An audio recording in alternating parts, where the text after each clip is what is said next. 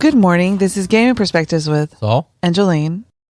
And today we're going to answer a question that somebody asked. And the question was, how has the pandemic changed your playing? were they talking about role playing? I think, yeah, we'll talk about role-playing games. Okay. So a little over, over a year and a half ago, we talked about how to play during the pandemic. And a lot of that had to dealt with going online and different ways you can go online, both for role-playing games and even board games, Yes. right? Because a lot of people that we play games with, we also play board games with. So you can play online against people who are even in your house, but also across the internet. It's interesting. I wasn't totally sure what this question was about, as in, how did it change your playing? But I asked my friend Kathy yesterday, I go, there's this question. What do you think about it? She goes, it dragged me kicking and screaming into figuring out how to use Zoom and Roll20 and even play board games online, how to do that. And I remember, and I had a flashback to trying to help her because we weren't in the same house. Right. And she was having such a hard time. And she has 3 men in her life that are all very tech savvy. And she still had a hard time because they would get her set up and then they would go to the other room and then something would happen and she couldn't figure out what to do. And so she had a really hard time with it. And I think that a lot of people had a hard time and were dragged kicking and screaming into learning how to unmute themselves on Zoom, how to play on Roll20 and all of that kind of stuff, right? Or just get on, right? Yeah. Get on to the right place. And there's always the technical gremlins because nobody has the same exact computer as you. Some people are playing on a tablet. Some people are, using their phone. We have one friend who used his phone to be on the Zoom meeting and used Roll20 on his computer because he couldn't do both at the same time. Well, because his setup was... His sound was messed up. So there's all those different kinds of things, right? Right. Cowie had the same problem, I think, a couple times. She was playing... Well, she was in Tahoe, so she had a really bad connection at the time. So... That's true. We had to adjust to playing online. For us, it wasn't for Saul, it wasn't a big adjustment because he's been playing online for years with his friends and his family that are out of state. Right. And I took that. There's a lot of players, a lot of gamers, who also are usually pretty tech savvy. So it wasn't a big transition for quite a few of us. But even then, other things were a little bit more taxing, like playing board games online and using the different apps to play together and stuff like that. But you're right. I was playing, I forget how long I've been playing on Roll20, but it tells me how long I've been playing. It's been 13 years or something. Yeah, I thought it was less than that, but I thought it was 8 or years more, but I think I started playing around, anyway, I don't know when it was, but it's been a long time. And at first I only used to use it every once in a while because mainly was to play with my friend Mike every once in a while, trying to get him into playing the game. But once my brother moved to Washington, and even before that, we were playing online on Roll20 quite a bit. And so it wasn't that much of a shock. It wasn't that much of a transition for me to start playing online. Our friend Steve, I invited him to play online. He goes, "Nah, I'm not really into that. I don't like it." Right. But then now he's like, yeah, it was the only way to play. Right. So I think that's a big change for a lot of people. I think it also opened a lot of people's eyes to the fact that like on Roll20 they have, I want to play a game. I don't know the actual name of it, but people can say, I want to play this game, or people will say, I'm running this game. Right. And you can hook up that way to play with each other. Right. I think what the pandemic did was get people to play, like you said, Kathy, kicking and screaming, to a mode of playing that they wouldn't even consider before, or they didn't like it, even though they may not have had that much experience with it. And then when it became the only way to play for a lot of people who wanted to play safely, it became you had to do it. Or what were the alternative? The alternative was not playing at all. Right. Or playing by yourself in your house, which was and again did start a thing for solo play. Exactly. But when I asked the boys what changed, both Alan and Ian and Augustine said they really liked dynamic lighting on Roll20. Oh, yeah. They liked the idea that you're moving your own character around, and you and you're like, you can't see what's coming, or you can't see what's around you, which I thought was very interesting. He goes, instead of seeing the map on the table where you can look at it, you're like kind of what is it, and kind of plan accordingly. Yeah, metagame a little. Yeah, a little game. Like, oh, I see that there's a large room in the next couple down the hallway. Oh, okay. I might expect something big happening. But you're right. What was it? Dynamic lighting? Dynamic lighting, yeah. Well, and the fact that when you're on Roll20 and you don't have low vision, you can't see crap. Low light vision. Low light vision. Right. Or dark vision. Yeah, I had that, but I had a technical issue where I was able to see, I think 15 feet in front of me, but it wouldn't light up for me, and so I had to be within. He had to stand next to Alan so that he could see stuff. And that him triggered my ability to see, so I don't know what was going on. But see, that's one of the things, people had a lot of technical glitches, right? But everybody else is fine. Everybody else worked perfectly. And I think that's interesting, that how dynamic lighting really, especially doing not even dungeon crawls, but just illuminating an area that you could only see, kind of made it. It gave people the idea of because when you're role playing, right, you go, oh, I don't have dark vision, so I can't see, but you can still see the map. But you can still see everything in the room, right? But when you're playing it on Roll20 and you don't have dark vision, you literally can't see anything unless you're holding a torch, which kind of brings it. Makes it real for you, right, as a player. Yeah. That, okay, this is what they mean by I can't see anything. Well, not only that, but it's very interesting because the dynamic lighting works as if you have a torch, you can only see so far, right? And like you'll see let's say there's a room full of columns, and there's all these columns in the room. Their light will cast shadows. You won't be able to see behind the column, and at times things were standing behind that column, right. And when you go around the corner, boom, there's a bunch of monsters there or something. And it really gave you that claustrophobic feeling. Well, it gave you the idea, it made it more real, right? Your imagination can only tell you so much, right? As you're seeing the map on a table. Stuff. But then with dynamic lighting, you're like, oh, this is what it would look like. Because you see Indiana Jones and stuff, and you see the way that they're going through a cave. But when you actually are on Roll20 and you're going, oh, I guess you really couldn't see that much. They don't have the big lights behind them showing you what's there. Right. And I think that's pretty neat. A lot of wonderful things are going on with VTT's virtual tabletops, and like I was thinking to myself, there was only basically 2 virtual tabletops. There was Roll20 and there was Fantasy Grounds. There might have been others, or other people were attempting to bring out virtual tabletops. Then, as the pandemic hit, or it might have been coincidence, or even after, there's been a lot of people trying to bring different virtual tabletops that either improve or change the way they deal with things. And some people just went to Zoom, right? And they just had because you can put a whiteboard on share your screen or whatever. And then they did it that way. They rolled, they didn't roll online. Screen. Yeah. You have a map on your computer. And then there's and Discord, and a lot of people who are more tech savvy than me, because the boys are like, how can you not get on there? And then they're like, oh, you can't hear anything. I'm all, I told you I couldn't hear anything. You have to fix it for me. But people who use Discord all the time, they have all the different channels, and so that made it easy for people. And you can do video and stuff on Discord. Oh yeah. I'm not a massive Discord myself. I only use it if people request me to be on there, or that's what they want to use for running a game. That's the good thing about having 18-year-olds in the house. You can ask them to help you with stuff. Also, we were talking about that surge of actual plays. It seemed like, what is it? There might have been there before the pandemic, but man, when the pandemic started, well, they were stuck playing online. Yeah. And they go, well, why don't we just record everything online? Yeah. Let's be a little bit more professional, put it out there. And there is a ton of actual plays.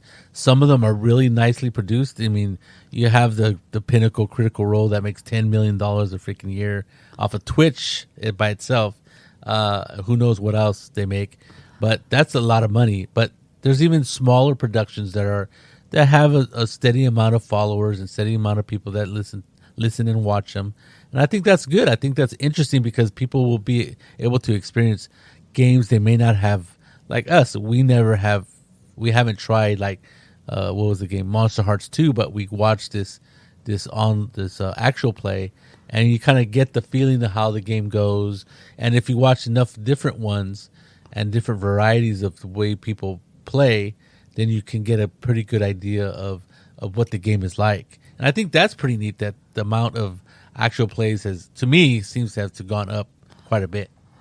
Well, and it's added a variety to role playing that you wouldn't get to see, because who would have thought that a bunch of people would, well, other than role players or gamers, who would have thought that people would be interested in watching somebody's production on YouTube? And some of these are not good, but they're interesting to watch because, I mean, the production value, right? Right. They don't have sets, and their microphones aren't great and stuff. They're all sitting at their computer, but it's really cool to see how other gamers play and to realize that they play just the way that you do. Right. Yeah. I think it's really amazing how we can actually enjoy because for years and years, and this happened to me. I think this happened in video games before it happened with maybe at the same time. But I remember watching my son watching somebody play a video game. I'm like, what is the point of that? And then that was before I started watching, not watching, but listening to Critical Role. And Critical Role, when it first came out, it was like for YouTube and stuff, and they just recorded it. And its production values weren't very high. I mean, they were just a bunch of people around the table playing a role playing game, and it was very basic like that. And then, as it got more and more popular, they were able to spend money. And I don't know who put it on, but they basically they made a Critical Role into its own company, so they can have control over it. And I think that's pretty neat. But like I said, I think it's neat that other people took on and said, we can do this, and we'll take a shot. And there's a lot of actual plays out there that are actually worth watching. And it's not only actual plays, but like for board gamers, yes. It seemed to, and Saul had showed me videos before of how to play a game, right? But because they've been out for a long time. But during the pandemic, it was most interesting to, especially when you're going, okay, I got to play this as a 2-player game now because there's only 2 of us and we can't play with our friends. How do we do that? Right. And then you go online and there's like 6 videos of people going, okay, we have to play this as a 2-player game, so let us show you how we're going to do it. And you're like going, okay, there's all kinds of people willing to take the time to show you what they're doing, which helps you to be able to play the game yourself. Right. And then we touched upon this a little bit, solo play, right? Solo RPGs. They were always been there, right? Sort of. And I love the Choose Your Adventure as a kid. Right. When I was a kid, those books were like totally. I remember buying at least 4 or 5. Well, not me, but my parents and my sister bought me, I think, like up to 10. Choose Your Own Adventure, the classic one. You could get them at the when the Scholastic paper would come out. You could at school, so you could buy them that way. I didn't buy them. That's the way I got them, because I asked, "Can I have this one?" Yeah, no, I didn't get it that way. So what has happened is, to me, this seems to be an explosion of solo play RPGs or solo play rules for RPGs that already exist. And I think that's pretty neat. I think we did an episode on solo RPGs a while back. And since then, there's just a ton of them. More, right? And there's been, if you go to Drive-Thru RPG, you can just download these PDFs. And all they really are is like, what is it? Like rule additives, or not additives, what do you call it? Rule changes that would make you be able to play solo. And they're around for like almost all games out there. Well, even board games, because like Lost Ruins of Arnak, they have special things for you to do solo. So you play the game, and and it's the same with what is it? The sheepy game and barrels. You made me forget as soon as you said that. Glenmore. when we play that, if you play it with two people, there's a extra the dice. There's a dice player, a dice bot, and you just roll the dice, and it takes stuff away from you. It buys stuff. It takes it, and so you can't buy it, which makes the game much more interesting because and I think for not only solo role players, but a lot of people's figured out how to play with just one person, right? There's the one GM and one person. There's a little bit of an explosion on that because there were some people who they were in a household where there was another person, and all of a sudden, the wives or husbands had to be the person that they were playing with. I think so. I think that's happened quite a bit too. Honey, you really have to play a game with me because I'm going to go nuts. And I think that's another thing is that we discovered, and I've always kind of known, but it really brought it to the forefront, is that playing games is a social activity, and we being social animals, not having that connection or not having that experience was really debilitating to people, I think, or could have been if it wasn't for this ability to go online. Now, some people who absolutely detested going online or didn't have the means to go online, I really feel bad for them because if I wasn't able to play online, I know I played a bunch of games with my wife here, with Jolene, and we had a blast. But still, seeing other people, I think we would have driven each other nuts if that's all we had. Or maybe we would have included our son into demanding he get off his computer and play games with us instead of the other way around when he was a little kid and wanted us to play games with him. But if you were like alone or a single person somewhere in the United States or anywhere in the world and might be able to work from home, or you're stuck at home for whatever reason, well, you're stuck because of the pandemic, I think you were in a world of hurt because if you weren't able to go online and play games, if you're a gamer, because I couldn't imagine not playing role-playing games for 2 years. I think it would have been really difficult for everyone. You didn't have that problem. You played role-playing games all the time. Huh? Yeah, I did. But there's some people who, because of their phobia or because they couldn't get online or for whatever reason, it would have been really, really detrimental to their mental health. And I think it really, that's what really, what is it? It's cemented in my brain that people need to have this contact with other people. And even if it's just online and seeing people, like even my family, we would have these Zoom parties with my family. We just talk about what's going on and no particular agenda. We weren't celebrating anything. We just had these monthly parties to just check in to see that everybody's okay. Of course, we could have done it over the phone or text messages, but there's something about seeing other people, even if it's through a camera, was pretty cool and probably necessary for a lot of people's mental health. And I think that's a big deal to take away from this pandemic is that gamers, and I've said this before in recent episodes about how we're perceived by certain parts of the population as socially awkward. Whether we're social awkward or not, we definitely are still social animals and definitely need to see each other. When we went back during the summer, right after the summer, there was a small convention that we went to, Pacificon, and it was small. You needed to be vaccinated. You needed to wear a mask the whole time.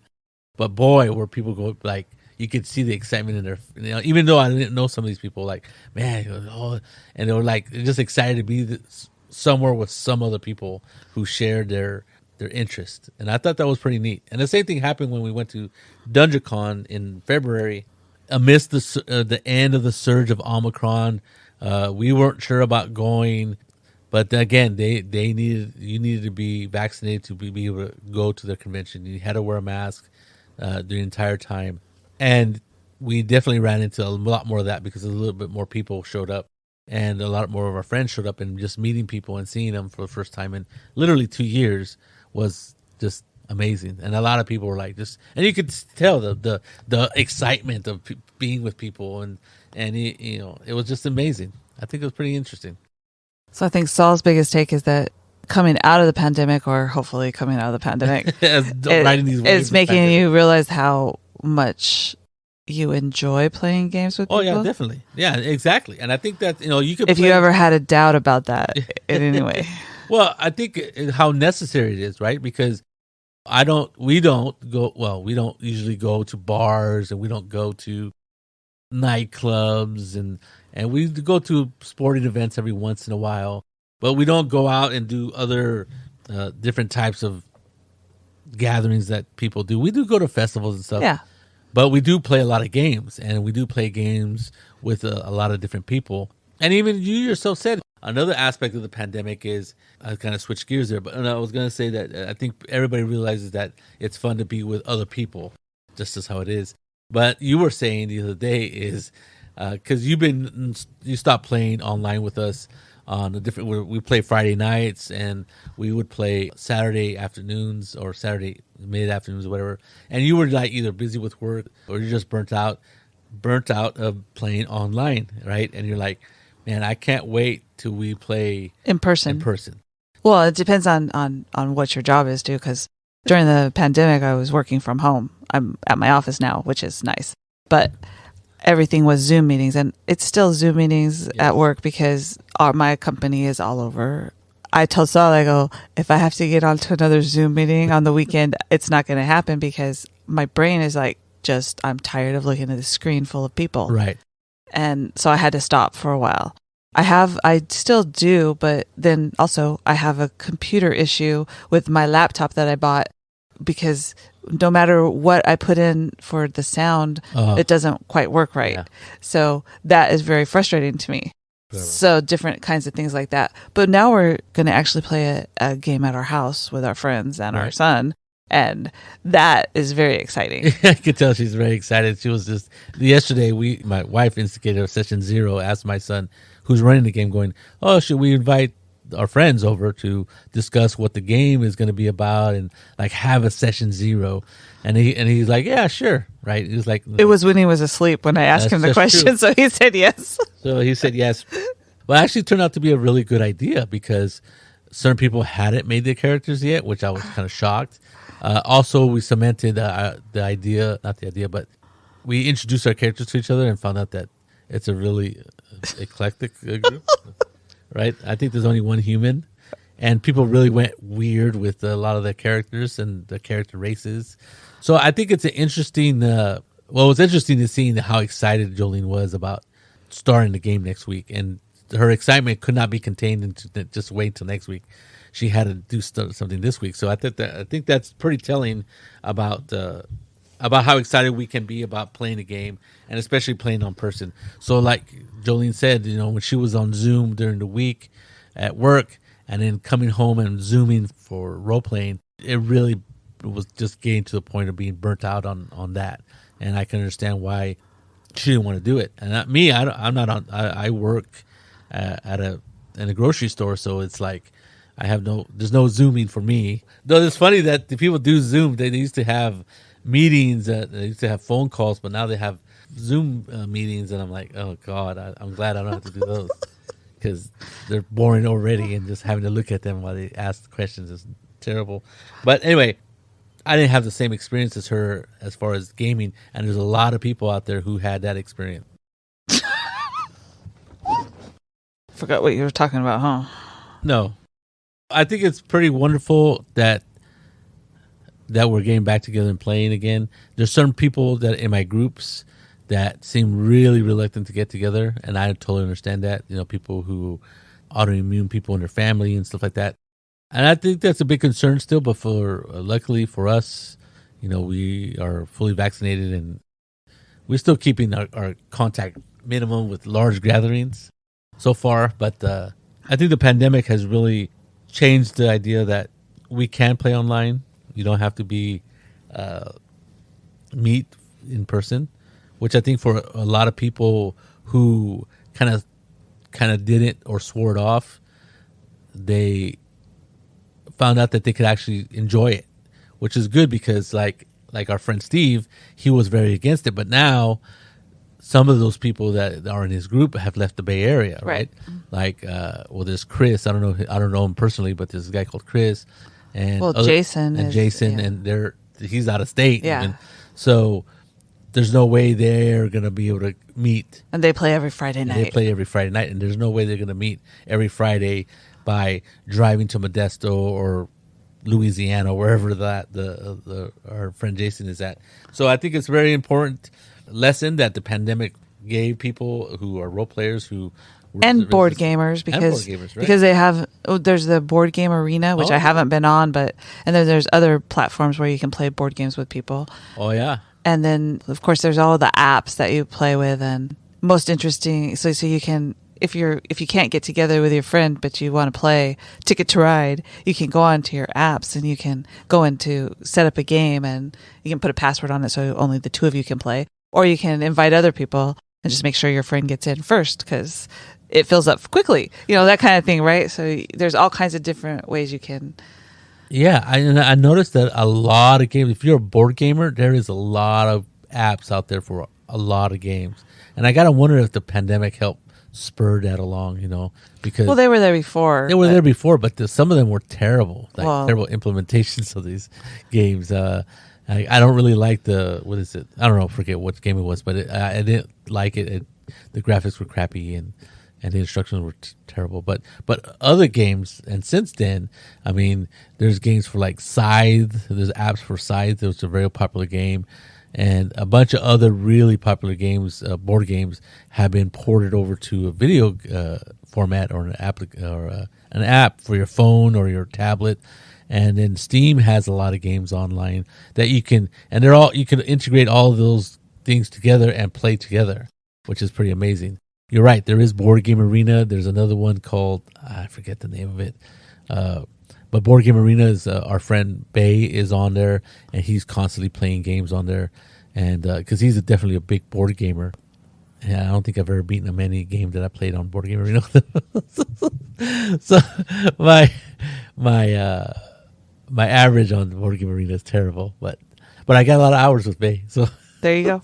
But it's a lot of fun. I think a lot of people who were a little reluctant to try it were forced to do it and found out, now they can play with their friend that have moved out of state or family that have moved out of state that they enjoyed games with. And for some people, they're still playing online. They're not meeting in person. But now I think the biggest take you can take away is that you can do it online. Or now, when you start to go meet in person, you can enjoy that just as much. But you always have the knowing now that you can do it online. Right, that those options are available. What options are available? Right. I think it's one thing is like certain applications or certain things have become. If people figured out that, wow, this is really neat way to do it. Right. For example, I don't know what game. I don't know who was doing it.